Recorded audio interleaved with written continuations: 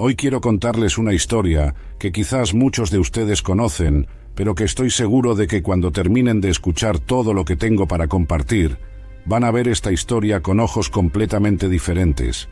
Es la historia de un hombre que lo perdió todo siendo apenas un niño, que vivió en la pobreza y el abandono, pero que un día experimentó una gracia tan extraordinaria que cambió su vida para siempre. Es la historia oculta de Mefiboset, y créanme, tiene mucho más que enseñarnos de lo que imaginamos. Permítanme llevarlos atrás en el tiempo, a una época donde Israel vivía momentos terribles.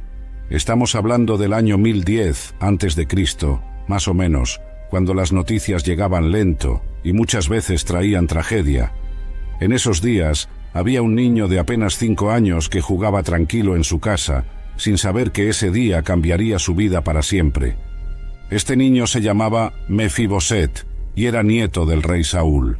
Imaginen por un momento la vida que tenía este pequeño. Era parte de la familia real, vivía en palacio, tenía sirvientes, comida abundante, ropa fina y, lo más importante, tenía un papá que lo amaba profundamente. Su padre era Jonatán, aquel príncipe valiente que la Biblia nos presenta como el mejor amigo que David pudo tener en toda su vida. Pero la vida, queridos amigos, a veces nos golpea cuando menos lo esperamos. Ese día fatídico llegó la noticia que nadie quería escuchar. Los filisteos habían atacado a Israel en el monte Gilboa y la batalla había sido devastadora. El rey Saúl había muerto. El príncipe Jonatán también había caído en combate. Toda la casa real se desplomaba como un castillo de naipes. Pueden imaginarse la desesperación que se apoderó del palacio cuando llegó esta noticia. La gente corriendo de un lado para otro, empacando lo que podían, tratando de huir antes de que llegaran los enemigos. Porque ustedes saben cómo eran las cosas en esa época, ¿verdad? Cuando una dinastía caía, los enemigos venían y eliminaban a toda la familia real para que no quedara nadie que pudiera reclamar el trono después. La nodriza de Mefiboset, esa mujer que cuidaba al niño, sabía perfectamente lo que esto significaba. Tenía que salvar la vida de ese pequeño como fuera.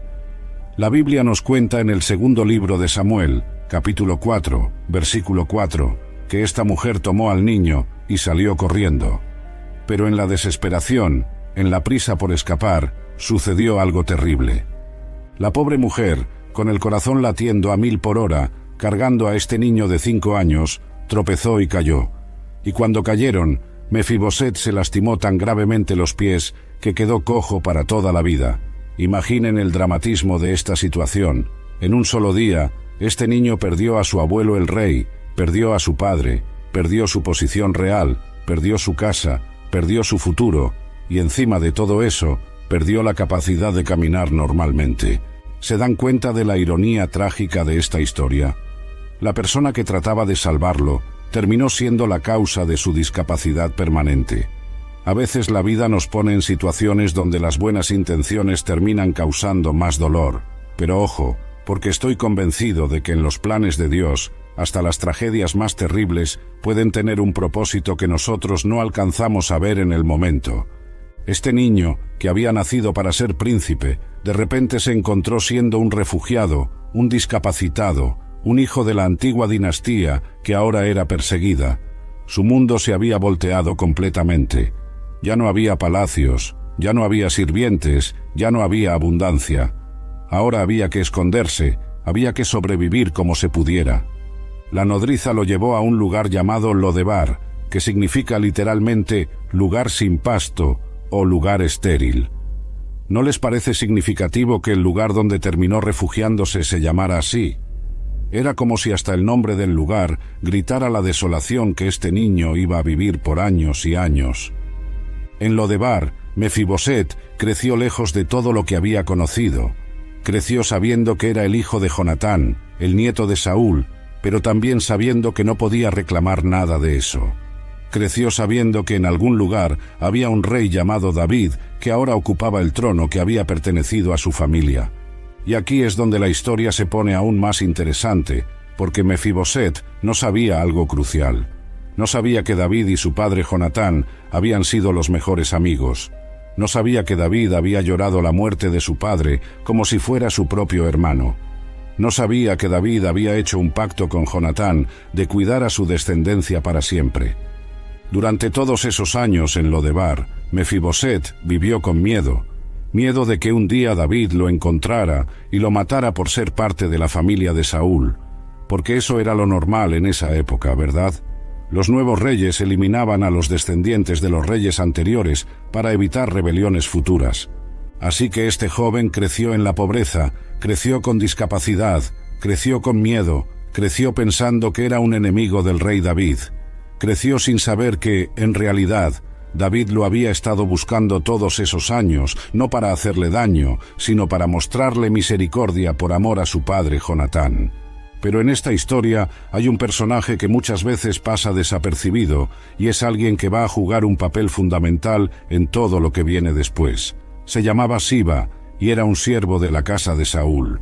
Este hombre había servido fielmente a la familia real durante años, y cuando todo se desplomó, cuando la dinastía de Saúl cayó y todos huyeron despavoridos, Siba tomó una decisión que definiría el resto de la historia.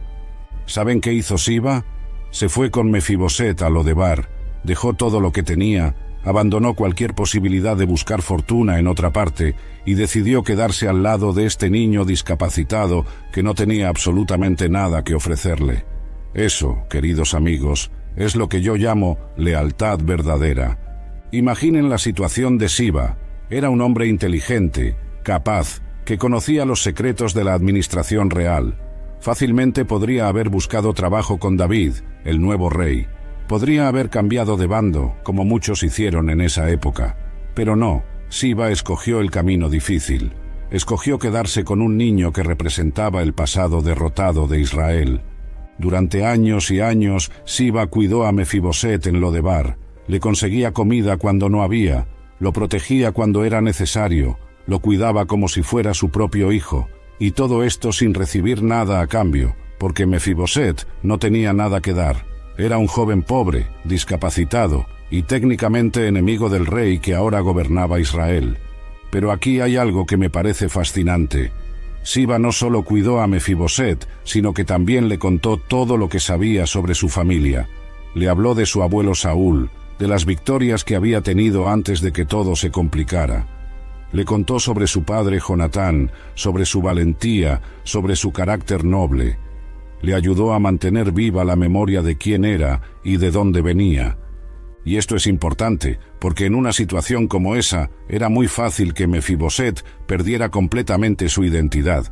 Era muy fácil que se resignara a ser solo un mendigo más en Lodebar, que se olvidara de que tenía sangre real, que se convenciera de que no valía nada. Pero Siba se encargó de que eso no pasara.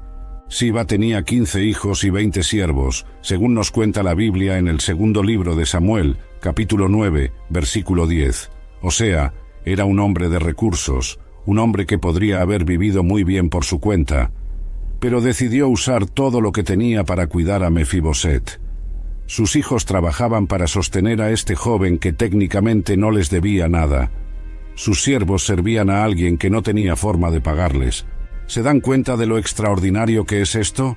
En una época donde la lealtad se compraba y se vendía, donde la gente cambiaba de bando según les convenía, Siba mantuvo una fidelidad que no tenía ningún sentido desde el punto de vista práctico. Era una lealtad que venía del corazón, una lealtad que trascendía las circunstancias. Pero aquí es donde la historia se pone interesante, porque aunque Siba era fiel a Mefiboset, también era un hombre astuto.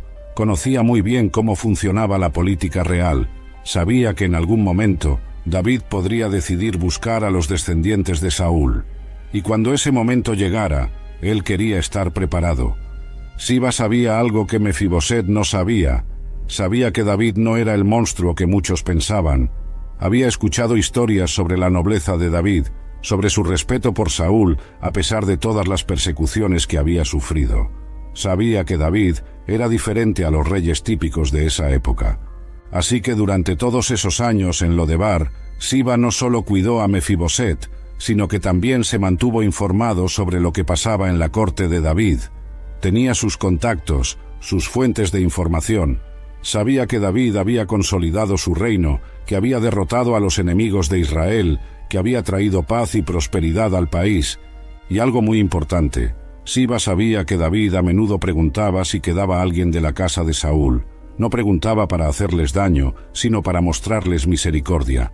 Pero por alguna razón, durante mucho tiempo, nadie le había dado información precisa sobre Mefiboset. Tal vez era porque Lodebar quedaba muy lejos de Jerusalén. Tal vez era porque Mefiboset había estado tan bien escondido que nadie sabía exactamente dónde estaba. O tal vez era porque Siba, con toda su astucia, había decidido esperar el momento perfecto para revelar esta información. Lo que sí sabemos es que Siba se convirtió en algo más que un cuidador para Mefiboset. Se convirtió en su protector, en su consejero, en su conexión con el mundo exterior. Sin Siba, es muy probable que Mefiboset hubiera muerto en la pobreza y el anonimato en Lodebar. Mientras Mefiboset crecía en Lodebar pensando que era enemigo del rey, David estaba en Jerusalén con algo muy diferente en el corazón. Había algo que lo inquietaba, algo que no lo dejaba en paz. Había una promesa que había hecho años atrás, un pacto que había sellado con su mejor amigo, y esa promesa lo perseguía día y noche. ¿Se acuerdan del pacto que David hizo con Jonatán? Está registrado en el primer libro de Samuel, capítulo 20, versículos 14 al 17. Jonatán le había dicho a David: «No solo mientras viva me mostrarás la misericordia de Jehová, para que no muera, sino que tampoco apartarás jamás tu misericordia de mi casa, ni aun cuando Jehová destruya de la tierra a todos los enemigos de David». Esas palabras resonaban en el corazón de David constantemente. Jonatán no solo había sido su amigo, había sido su hermano, había sido la persona que más había arriesgado por él. Cuando Saúl quería matar a David, Jonatán había puesto su propia vida en peligro para protegerlo. Había desobedecido a su padre, había arriesgado su posición como príncipe heredero, todo por la amistad que tenía con David. Y ahora Jonatán estaba muerto, había caído en el monte Gilboa defendiendo a Israel. David había llorado su muerte como nunca había llorado por nadie. Hasta había escrito una elegía preciosa que está registrada en el segundo libro de Samuel, capítulo 1, donde dice: «Angustia tengo por ti, hermano mío Jonatán. Muy dulce me fuiste, más maravilloso me fue tu amor que el amor de las mujeres». Pero llorar no era suficiente para David. Las lágrimas no cumplían la promesa que había hecho. David sabía que tenía que hacer algo concreto para honrar la memoria de su amigo. Tenía que encontrar algún descendiente de Jonatán y mostrarle la misericordia que había prometido. El problema era que David no sabía si quedaba alguien vivo de la familia de Jonatán. Habían pasado varios años desde la batalla del monte Gilboa, y en esa época era muy común que cuando caía una dinastía, toda la familia real fuera eliminada. David había hecho algunas investigaciones, pero no había encontrado rastro de ningún descendiente de Saúl o de Jonatán. Pero David no se daba por vencido. Era un hombre de palabra, un hombre que tomaba en serio sus compromisos. Así que un día, registrado en el segundo libro de Samuel, capítulo 9, versículo 1, David reunió a sus consejeros y les hizo una pregunta que cambiaría todo. ¿Quedará aún alguien de la casa de Saúl a quien haga yo misericordia por amor de Jonatán? Fíjense en cómo David expresó su pregunta. No dijo: ¿quedará alguien de la casa de Saúl para que yo me vengue? No dijo: ¿quedará alguien para que yo elimine cualquier amenaza futura? Dijo: para que yo haga misericordia, y no cualquier misericordia, sino misericordia por amor de Jonatán. Esto nos muestra algo hermoso del corazón de David. A pesar de todo lo que Saúl le había hecho, a pesar de años de persecución, a pesar de que Saúl había tratado de matarlo múltiples veces, David no tenía sed de venganza. Lo que tenía era un deseo profundo de honrar a su amigo muerto. Los consejeros de David se miraron unos a otros. Algunos recordaron que había habido rumores sobre un posible descendiente de Jonatán, pero no tenían información concreta. Fue entonces cuando alguien mencionó a Siba. «Hay un siervo que pertenecía a la casa de Saúl», dijeron. «Se llama Siba, tal vez él tenga información».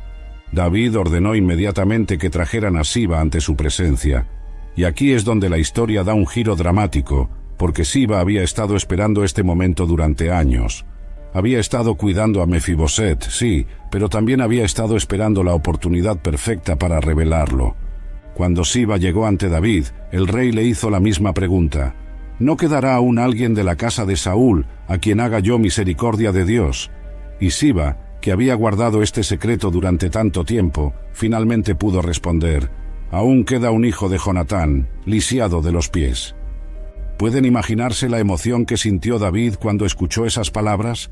Un hijo de Jonatán. Su querido amigo tenía un hijo que estaba vivo. David inmediatamente preguntó: ¿dónde está? Y Siba respondió: he aquí, está en casa de Maquir, hijo de Amiel, en Lodebar. Lodebar, ese lugar desolado, ese lugar sin pasto, donde Mefiboset había crecido pensando que era enemigo del rey. David no perdió tiempo. Inmediatamente envió mensajeros para que trajeran a Mefiboset a Jerusalén, no para juzgarlo, no para interrogarlo, sino para mostrarle la misericordia que había prometido a su padre. Pero David no sabía algo importante. No sabía que Mefiboset había crecido con miedo de él. No sabía que este joven había pasado años escondiéndose, pensando que si David lo encontraba, lo mataría. No sabía que cuando los mensajeros llegaran a Lodebar, Mefiboset pensaría que habían venido por él para ejecutarlo. La ironía de esta situación es extraordinaria. David había estado buscando a Mefiboset para bendecirlo, y Mefiboset había estado escondiéndose de David, pensando que quería matarlo. Dos personas con las mejores intenciones, pero separadas por el miedo y la falta de comunicación. Imaginen la escena cuando los mensajeros del rey David llegaron a Lodebar. Era un día como cualquier otro en ese lugar olvidado, cuando de repente aparecieron soldados con las insignias reales preguntando por Mefiboset, hijo de Jonatán. El corazón de este joven debe haber dejado de latir por unos segundos. Después de todos esos años escondiéndose, después de vivir en el anonimato más completo, finalmente había llegado el momento que más había temido. David lo había encontrado, y en su mente eso solo podía significar una cosa: su muerte estaba cerca. Siba, que conocía la verdadera intención de David, trató de calmarlo. Le explicó que David no era el monstruo que él imaginaba, que había escuchado que el rey quería mostrarle misericordia. Pero ¿cómo iba a creer Mefiboset esas palabras? Durante años había vivido con la certeza de que era enemigo del rey. No era fácil cambiar esa mentalidad de un día para otro. El viaje de Lodebar a Jerusalén debe haber sido una tortura psicológica para Mefiboset. Cada kilómetro que avanzaba lo acercaba más a lo que él pensaba que sería su ejecución. Iba pensando en su vida, en todo lo que había perdido, en todo lo que nunca había podido ser. Iba pensando en su padre Jonatán, a quien apenas recordaba, y en su abuelo Saúl, de quien solo conocía las historias que Siba le había contado. Pero también iba pensando en algo más. Iba pensando en que finalmente conocería a David, el hombre que había sido protagonista de tantas historias que había escuchado durante su infancia, el pastor que había matado a Goliat, el guerrero que había derrotado a los filisteos, el rey que había unificado a Israel y lo había convertido en una potencia. Cuando finalmente llegaron a Jerusalén, Mefiboset quedó impresionado por la magnificencia de la ciudad. Era muy diferente a Lodebar. Aquí había vida, había prosperidad, había orden. Las calles estaban llenas de comerciantes, de artesanos, de gente que se veía próspera y feliz. Era el Israel que su abuelo Saúl había soñado, pero que David había logrado construir. Lo llevaron directamente al palacio real, y aquí es donde tenemos que usar nuestra imaginación para entender lo que sintió Mefiboset cuando vio ese lugar. Era el palacio donde él debería haber crecido si las cosas hubieran sido diferentes. Era el lugar que le correspondía por derecho de nacimiento, pero que ahora le era completamente ajeno. Los guardias lo condujeron hasta la sala del trono, y allí, sentado en el trono que había pertenecido a su abuelo Saúl, estaba David. El segundo libro de Samuel, capítulo 9, versículo 6, nos cuenta lo que pasó. Y vino Mefiboset, hijo de Jonatán, hijo de Saúl, a David, y se postró sobre su rostro e hizo reverencia. ¿Se dan cuenta de lo que esto significa? Mefiboset se postró ante David, no como un igual saludando a otro igual, sino como un súbdito ante su rey. como alguien que reconocía que su vida estaba en las manos de esa persona, se postró esperando escuchar su sentencia de muerte, pero lo que escuchó fue algo completamente diferente. David lo llamó por su nombre, Mefiboset, y él respondió con las palabras que revelan todo su terror. «He aquí tu siervo». No dijo, «Aquí está Mefiboset». No dijo, «Soy el hijo de Jonatán». Dijo, «He aquí tu siervo». Se identificó inmediatamente como alguien que estaba a merced del rey. Y entonces David pronunció las palabras que cambiaron toda la vida de Mefiboset. «No tengas temor, porque yo a la verdad haré contigo misericordia por amor de Jonatán tu padre, y te restituiré todas las tierras de Saúl tu padre, y tú comerás siempre a mi mesa». ¿Pueden imaginarse el shock que sintió Mefiboset cuando escuchó esas palabras? En lugar de una sentencia de muerte, estaba recibiendo una promesa de vida. En lugar de castigo, estaba recibiendo restauración. En lugar de venganza, estaba recibiendo gracia. «No tengas temor». Esas fueron las primeras palabras de David, porque David se daba cuenta del terror que había en los ojos de este joven. Entendía que Mefiboset había llegado esperando lo peor, y lo primero que hizo fue quitarle ese miedo. «Haré contigo misericordia por amor de Jonatán tu padre». David le explicó inmediatamente por qué lo estaba tratando así. No era por compasión ciega, no era por política, era por amor a Jonatán, era por un pacto que había hecho años atrás y que nunca había olvidado. «Te restituiré todas las tierras de Saúl tu padre». Esto significaba que Mefiboset no solo iba a sobrevivir, sino que iba a recuperar todo lo que había perdido cuando tenía 5 años. Las propiedades, las tierras, los recursos que habían pertenecido a su familia, todo le sería devuelto. «Y tú comerás siempre a mi mesa». Esta era la parte más extraordinaria de todo. David no solo le estaba devolviendo sus bienes, sino que lo estaba invitando a ser parte de su propia familia. Comer a la mesa del rey era un honor reservado solo para los hijos del rey y para los invitados más distinguidos. La respuesta de Mefiboset reveló lo impactado que estaba por toda esta situación. El versículo 8 nos dice que él se inclinó y dijo, «¿Quién es tu siervo, para que mires a un perro muerto como yo?» Se llamó a sí mismo un perro muerto. Esa era la imagen que tenía de sí mismo después de años de pobreza y marginación.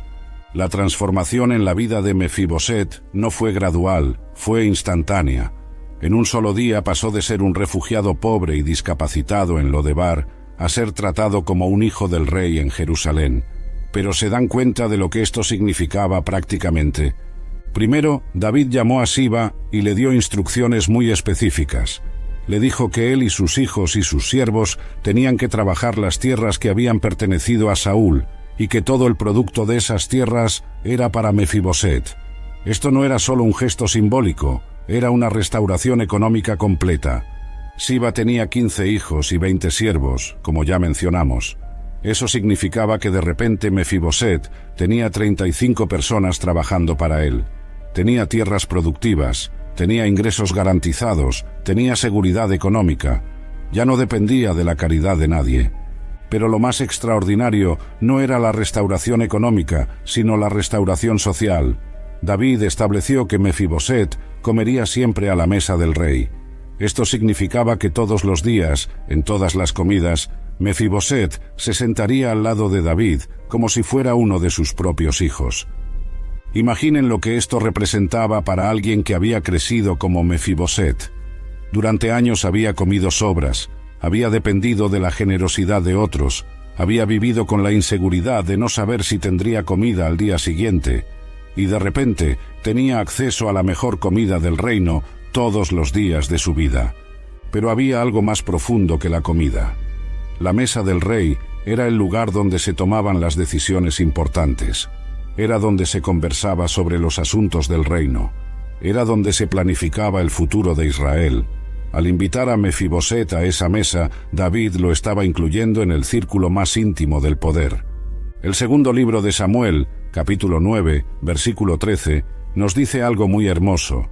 «Y moraba Mefiboset en Jerusalén, porque comía siempre a la mesa del rey, y estaba lisiado de ambos pies». ¿Se dan cuenta de cómo está redactada esta frase? Menciona que comía a la mesa del rey, y después, casi como una nota al margen, menciona que estaba lisiado. Esto es significativo porque nos muestra que la discapacidad de Mefiboset ya no era lo más importante de su identidad. Lo más importante era que comía a la mesa del rey. Su valor no estaba determinado por lo que podía o no podía hacer con sus pies, sino por la gracia que había recibido del rey. Y aquí hay algo que me parece fascinante. Cuando Mefiboset se sentaba a la mesa del rey, su discapacidad quedaba oculta debajo de la mesa. Nadie podía ver sus pies lisiados. Lo que todos veían era a alguien que tenía el honor de comer con el rey, alguien que era tratado como familia real.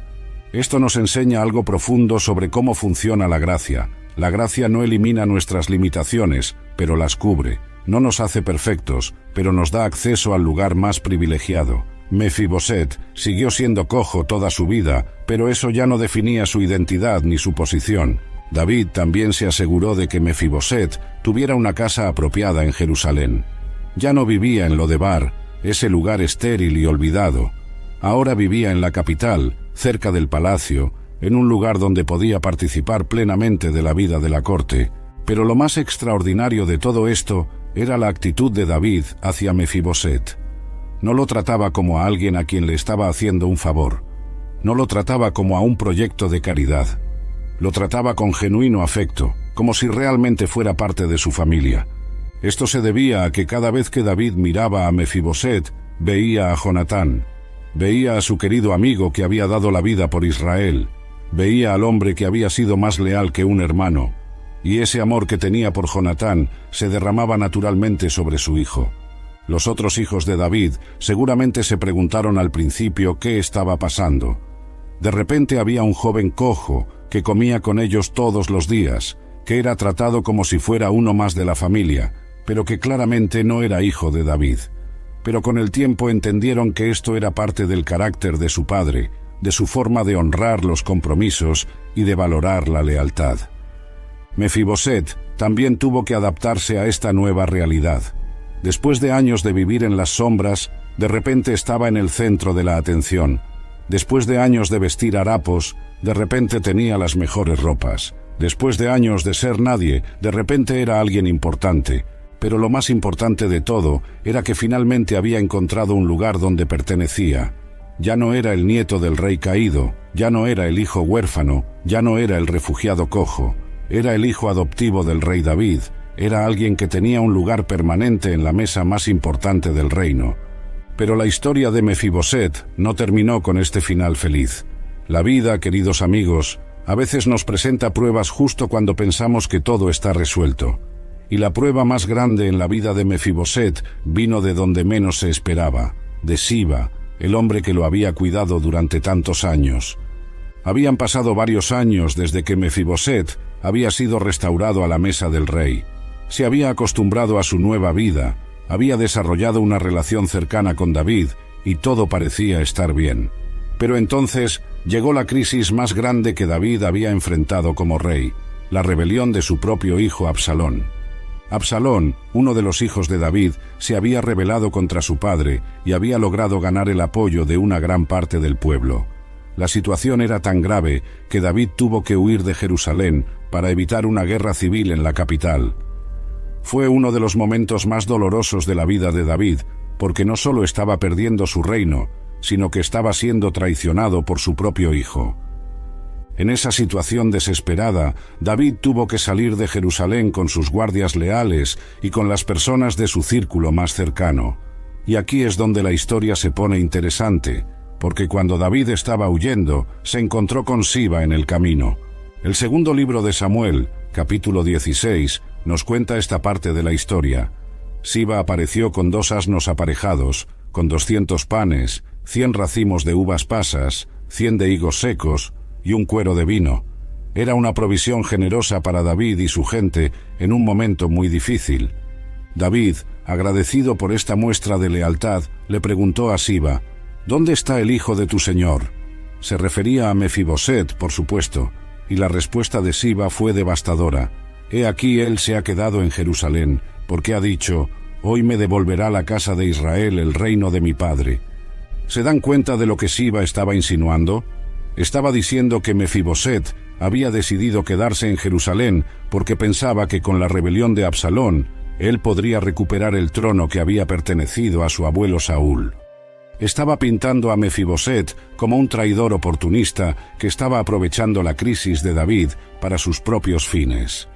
David, que estaba en una situación emocional muy vulnerable porque acababa de ser traicionado por su propio hijo, creyó inmediatamente las palabras de Siba. Su reacción fue inmediata y drástica. «He aquí, sea tuyo todo lo que tiene Mefiboset». En un momento de dolor y decepción, David le dio a Siba todas las propiedades que había restaurado a Mefiboset. ¿Pero qué había pasado realmente?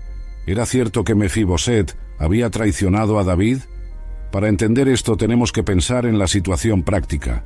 Mefiboset era un hombre cojo, que dependía de otros para movilizarse.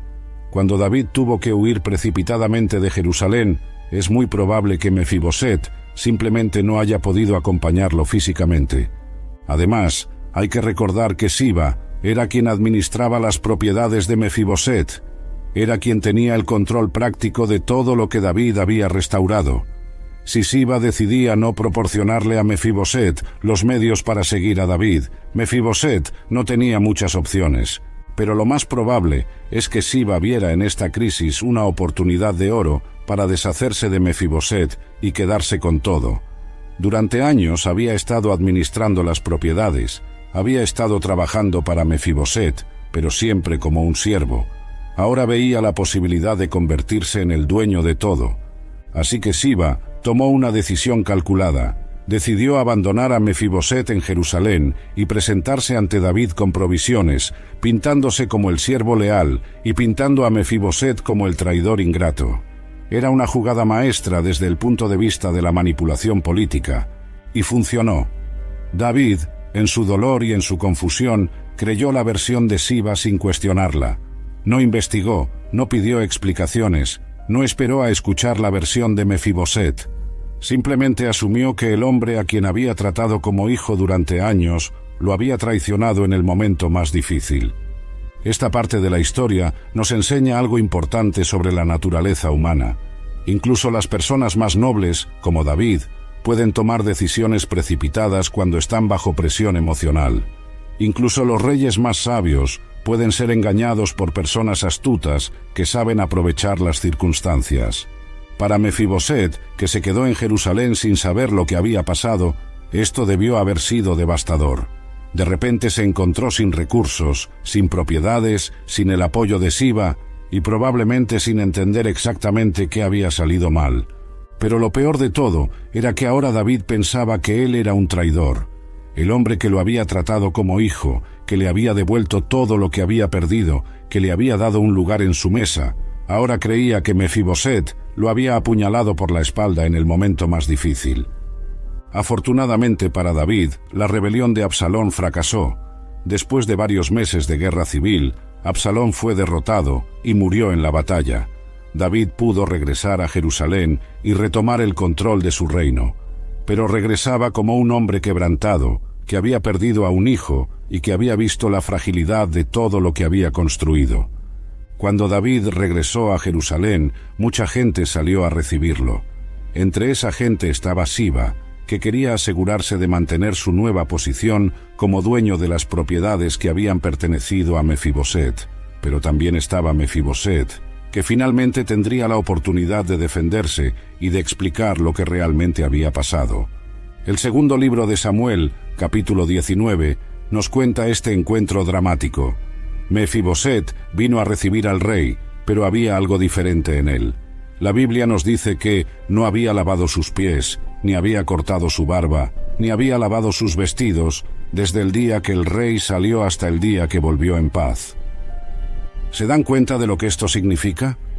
Mefiboset había estado de luto todo el tiempo que David estuvo ausente.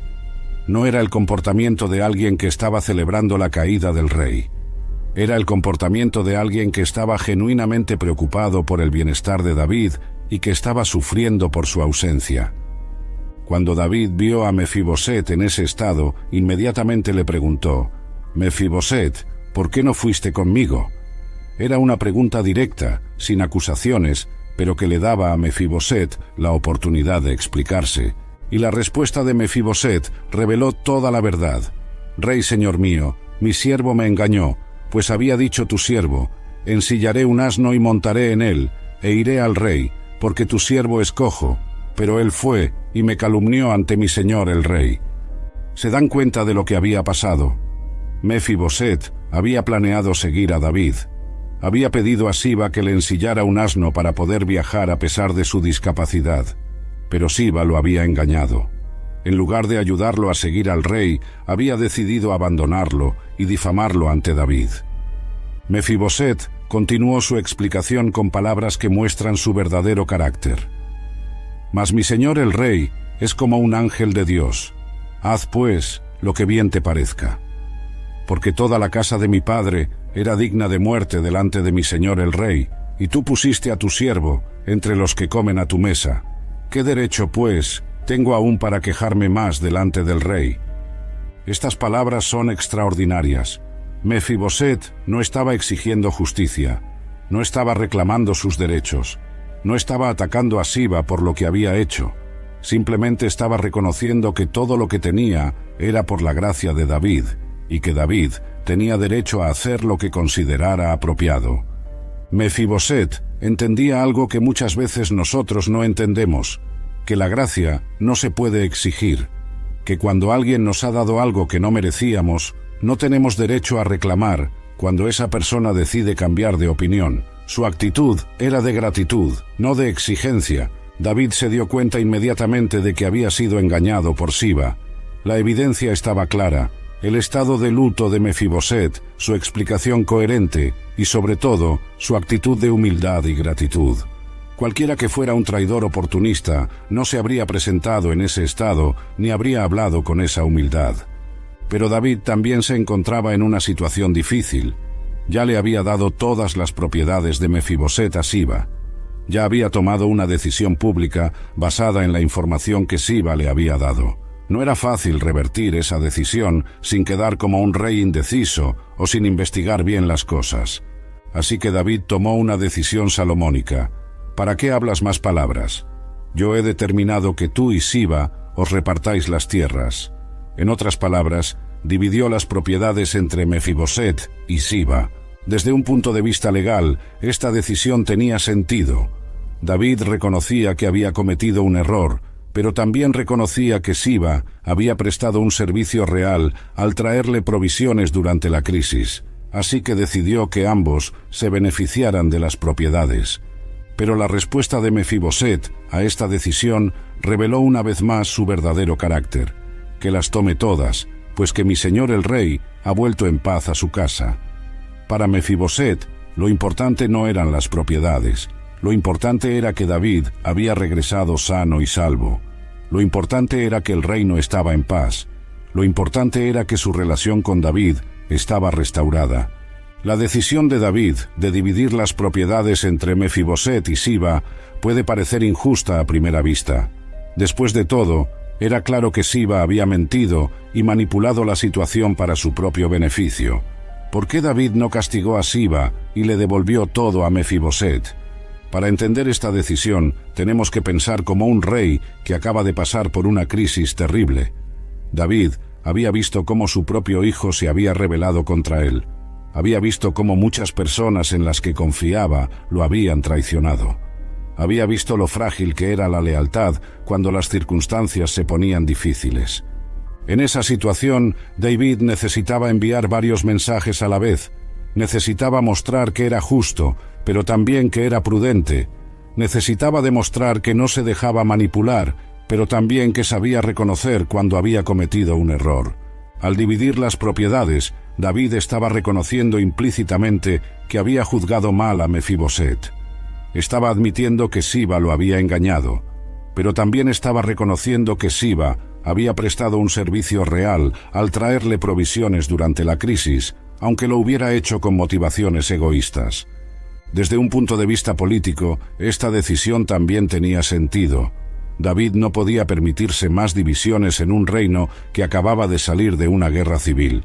Castigar severamente a Siba podría haber enviado el mensaje de que David era vengativo y eso podría haber alienado a otros que habían tomado decisiones cuestionables durante la crisis.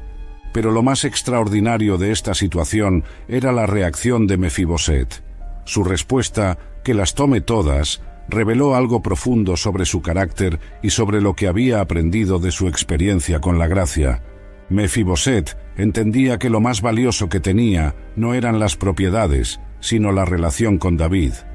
Entendía que la verdadera riqueza no estaba en las tierras o en el dinero, sino en seguir teniendo un lugar en la mesa del rey. Entendía que todo lo material se podía perder, pero que la gracia que había recibido era lo que realmente importaba. Esta actitud de Mefiboset también revelaba que había madurado mucho desde aquel día cuando llegó temblando ante David. Ya no era el joven aterrorizado que se veía a sí mismo como un perro muerto. Ahora era un hombre que entendía el valor de las relaciones por encima de las posesiones. David se dio cuenta de esto, y probablemente se sintió orgulloso del hombre en que se había convertido Mefiboset. Ver esa actitud generosa y desinteresada le confirmó que había tomado la decisión correcta años atrás, cuando decidió mostrarle misericordia por amor a Jonatán. La sabiduría de David también se vio en el hecho de que no eliminó completamente a Siba de la ecuación. A pesar de que Siba había mentido y manipulado, David reconocía que era un administrador capaz y que las propiedades necesitaban a alguien que las manejara eficientemente. Mantener a Siba como copropietario garantizaba que las tierras siguieran siendo productivas. Además, David sabía que mantener a Siba involucrado en las propiedades también significaba mantenerlo bajo observación. Si Siba volvía a intentar alguna manipulación, sería más fácil detectarla si estaba cerca que si estaba lejos, resentido y planeando venganza. Esta situación también le enseñó a David algo importante sobre la naturaleza humana. Le enseñó que incluso las personas que parecen leales pueden actuar de manera egoísta cuando se presenta la oportunidad. Le enseñó que la crisis revela el verdadero carácter de las personas, tanto para bien como para mal. Pero también le confirmó algo que ya sabía, que la verdadera nobleza no depende del origen social o de las circunstancias, sino del carácter. Mefiboset, que había crecido en la pobreza y con discapacidad, había demostrado más nobleza que muchos de los cortesanos que habían nacido en privilegio. La decisión de David también estableció un precedente importante en su reino. Estableció que el rey era capaz de reconocer sus errores y corregirlos. Estableció que la justicia era más importante que el orgullo real. Estableció que incluso las decisiones del rey podían ser revisadas cuando nueva evidencia salía a la luz. Al final, tanto Mefiboset como Siba terminaron beneficiándose económicamente de esta decisión. Pero el verdadero ganador fue Mefiboset, porque recuperó algo mucho más valioso que las propiedades. Recuperó la confianza y el respeto de David. Recuperó su lugar en la mesa del rey. Recuperó su identidad como hijo adoptivo del rey. La historia de Mefiboset está llena de lecciones que trascienden el tiempo y que siguen siendo relevantes para nosotros hoy. Es una historia que nos enseña sobre la gracia, sobre la lealtad, sobre el perdón y sobre cómo responder a las injusticias de la vida. La primera lección que podemos extraer es sobre la naturaleza de la gracia verdadera. David no mostró misericordia a Mefiboset porque se lo mereciera. De hecho, desde un punto de vista político, hubiera sido más conveniente para David eliminar a todos los descendientes de la dinastía anterior. Pero la gracia, por definición, es algo que se da sin merecerlo. Mefiboset no había hecho nada para ganarse el favor de David. Era un joven pobre, discapacitado, que no tenía nada que ofrecer. Pero David lo bendijo abundantemente porque había hecho una promesa a Jonatán. Esta es una imagen perfecta de cómo funciona la gracia divina. No se basa en nuestros méritos, sino en el amor de Dios y en los méritos de otro. La segunda lección es sobre cómo responder a la gracia. Mefiboset podría haber desarrollado una actitud de derecho, pensando que se merecía todo lo que David le había dado. Podría haberse vuelto exigente, demandante o haberse olvidado de su origen humilde, pero en lugar de eso, mantuvo siempre una actitud de gratitud y humildad. Cuando Siba lo traicionó y David le quitó sus propiedades, Mefiboset no se amargó. No desarrolló resentimiento. No se volvió vengativo. En lugar de eso, mantuvo su gratitud por lo que había recibido y su lealtad hacia quien se lo había dado. Esta es la respuesta correcta a la gracia. Gratitud permanente, no sentimiento de derecho. La tercera lección es sobre la naturaleza de la verdadera riqueza. Cuando David le ofreció recuperar sus propiedades, Mefiboset respondió: «Que las tome todas». ¿Por qué? Porque había aprendido que lo más valioso que tenía no eran las posesiones materiales, sino la relación con el rey.